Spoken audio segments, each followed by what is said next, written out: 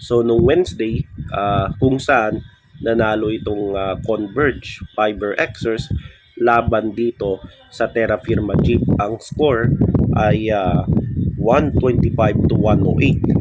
Walong players ng Fiber Xers ang nag-score ng 10 plus points sa laro. At isa sa mga player ang talagang nag-stand out, no? Unang season pa lang niya ito sa PBA. So halos rookie na ito, pero sa totoo lang hindi na ito rookie kasi mga after nag-UP ito ay naging professional na ito, no, sa overseas. 3 taon ata siya doon naglaro, no, bago siya nagpa-drop sa PBA.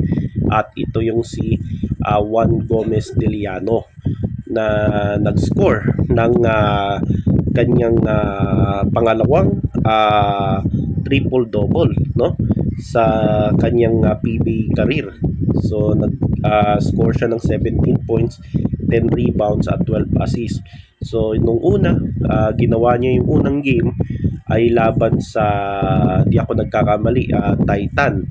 Tapos yung pangalawang game ni 1JDL ay natalo sila, kahit natalo sila laban sa TNT kasi umubra talaga yung 3-point shooter ng Talk and Text, kaya natalo itong Converge, pero lumaban pa rin itong Fiber Xers.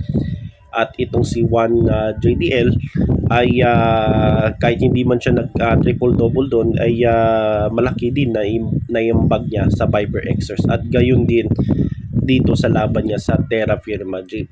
So kaya itong yung Converge ay isa sa mga team na dapat ng katakutan, no, kahit independent teams yan. So ang talagang problema talaga ng Converge ay paano nila, no, tatalunin yung mga malaking koponan, no, kagaya ng SMB, yung TNT at Ginebra.